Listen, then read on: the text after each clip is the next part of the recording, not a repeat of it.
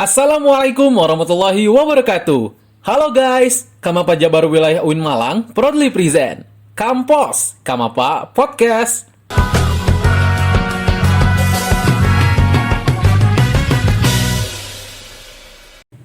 Podcast episode 1 ini bertema Bincang Kamapa with Plat Air Malang yang diisi oleh Kang Fitrah sebagai pembawa acara dan Kang Catur sebagai narasumbernya. Podcast kali ini membahas mengenai organisasi Plat Air. Kalian pasti penasaran kan? So, siapkan tempat ternyaman dan cemilan untuk mendengarkannya ya guys.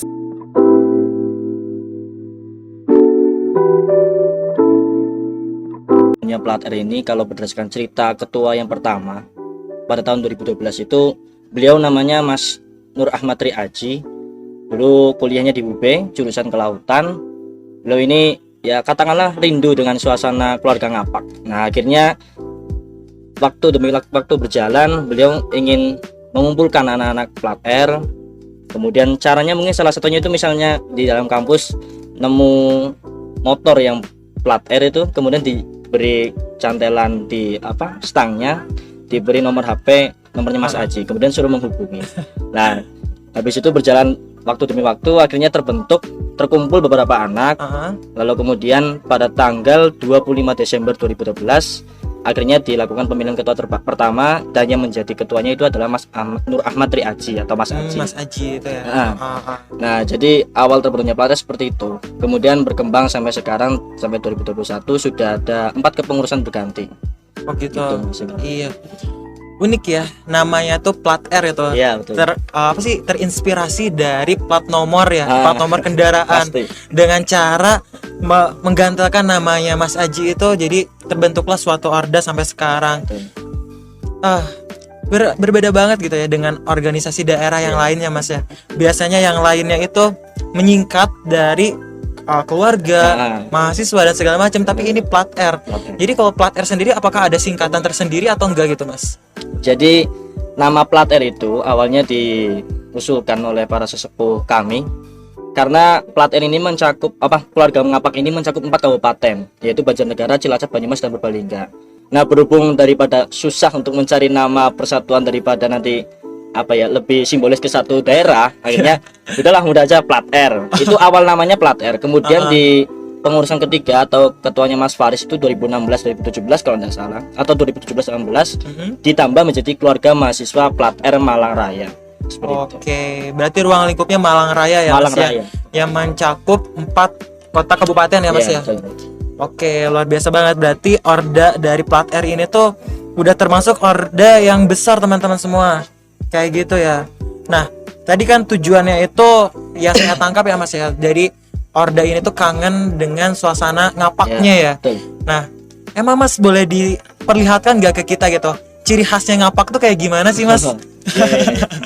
Kalau ciri khasnya ngapak jelas bahasanya, logat bahasanya itu beda sekali. Karena Jawa, kalau misalnya Jawa yang Jogja, Solo sama Jawa Timur itu kebanyakan O, tapi kalau ngapak itu kebanyakan A.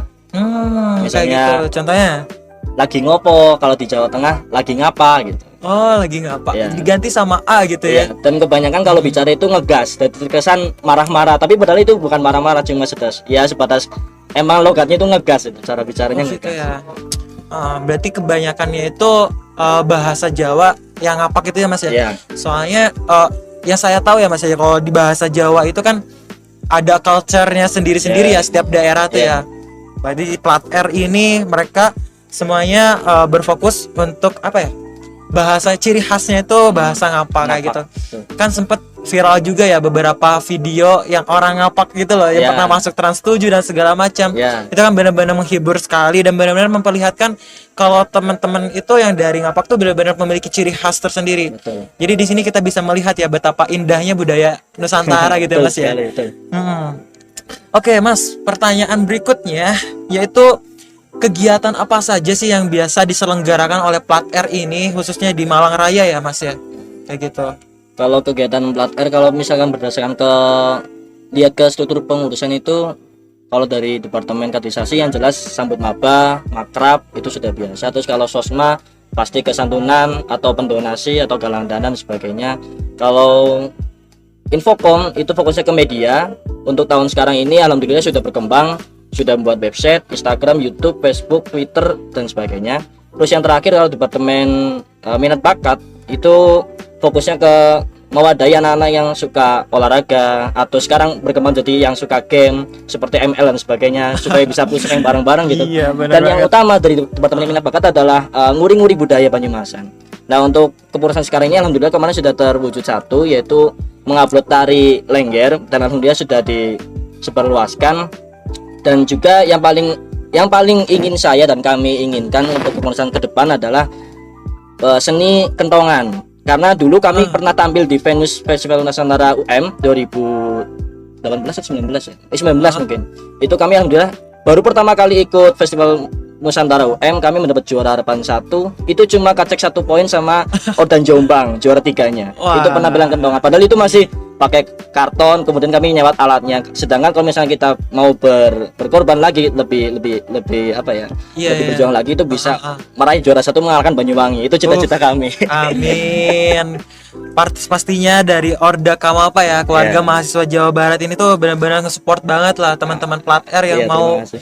benar-benar memajukan mengenai budaya ciri khasnya dan juga harapannya kita ke depannya bisa kolaborasi nih dari orang Sunda tersendiri nih, kebanyakan ya yang di Kamapa ini mereka tuh kemarin seneng juga gitu Mas main gamelan gitu. Karena kan iya. di kita ada sesepunya ya, mereka Ya. memiliki alat-alat gamelan kayak gitu. Ada beberapa anak Kamapa yang main gamelan juga, ada yang bisa sinden, ada yang bisa nari jaipong. Bisa banget nih ke depannya kita bikin suatu konten untuk Bisa. berkolaborasi. Asik banget kan Mas Asik ya? ya. Asik banget. Kayak gitu. Terus teman-teman juga tadi udah dengar ya kalau Orda Plat R itu benar-benar up to date gitu. Benar-benar millennials banget itu orang-orangnya. Mereka mengembangkan website, media sosial, apapun itu. Kalau TikTok main gak Mas? TikTok? Kalau saya enggak. Oh enggak. Ya TikTok kan sekarang benar-benar jadi sindrom ya, Merajalela banget. merajalela banget bagi semua kalangan tuh. Kayaknya nih Orda pun perlu buat konten juga di Iya. situ gitu ya. Jangan kalah sama organisasi yang lain. Bisa. Kita tuh di sini memiliki niat yang baik ya untuk mewadahi semua orang-orang yang merantau gitu. Jadi mereka gak merasa kesepian, gak merasa hilang arah dan segala macam.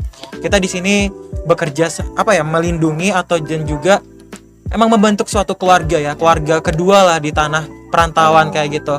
Di sini kita niat baik datang untuk belajar, dan di sini juga kita niat baik untuk membentuk keluarga baru juga. Ini kan salah satu silaturahmi ya namanya, kalau di Islam itu ya, silaturahmi mendatangkan banyak rezeki kan. Iya. Kayak gitu. Oke, kita lanjut ke pertanyaan berikutnya, yaitu bagaimana struktur kepengurusan di Orda Plat R ini, kayak gimana sih Mas? Boleh dijelasin? Kalau untuk struktur pengurusan sekarang ini, dari yang pertama jelas ketua, wakil, itu satu semuanya. Kemudian ada sekretaris 1-2, bendahara 1-2. Kemudian di bawahnya ada departemen-departemen. Yang pertama kaderisasi, kedua sosma, ketiga infokom, keempat minat bakat atau bakat minat.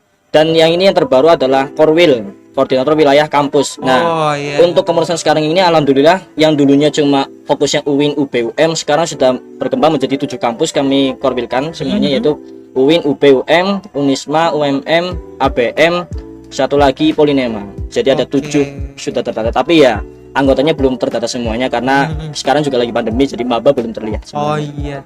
Wah, keren banget, luar biasa banget nih teman-teman. Tentunya menginspirasi banget Orda Kamapa ya untuk kita tuh semua kampus bersatu gitu loh. Orang-orang Jawa Barat khususnya. Ayo kita bersatu. Kita tuh di sini gak sendirian. Kita tuh ada keluarga gitu yang saling peduli gitu. Kalau misalkan teman-teman ada yang merasa kesulitan, ayo kita bareng-bareng kita selesaikan bareng-bareng. Jadi jangan pernah merasa sendiri teman-teman. Nah, bagi teman-teman yang dengerin podcast ini yang asalnya dari Plat R, nih bisa hubungi siapa Mas? Mas Catur, Mas Catur, nomornya berapa? 08133 548 1590. Oke, itu teman-teman catat ya, langsung WA aja ke Mas Catur. Mas Catur ini ketua dari Plat R teman-teman untuk tahun buku 2021 kayak gitu. Oke, gak terasa udah di penghujung podcast kita pada sore hari ini. Silakan closing statement dari ketua Plat R, saya persilahkan. Oke, satu kalimat atau slogan yang sering saya gencarkan pada saat kepengurusan ini adalah, ini bahasa ngapaknya ya, Ya. nek udu dewek sapa maning, nek udu siki kapan maning. Kalau bahasa Indonesianya, kalau bukan kita siapa lagi, kalau bukan sekarang kapan lagi. Oke. Luar biasa banget. Kalau bukan kita siapa lagi? Kalau bukan sekarang kapan lagi? Benar-benar banget. Jadi jangan mager, jangan entar-entaran. Kalau misalkan itu ada kesempatan, sikat, jangan ditunda-tunda. Sekali lagi nih, kalau bukan kita siapa lagi? Kalau bukan sekarang ya kapan lagi? Oke, makasih banyak Mas Catur untuk menghadiri podcast dari Kamapa pada sore hari ini. Semoga Orda Plat Air dan juga Orda Kamapa kita bisa menjalin kerjasama silaturahmi yang tetap makin erat ke depannya. Amin. Amin ya robbal alamin.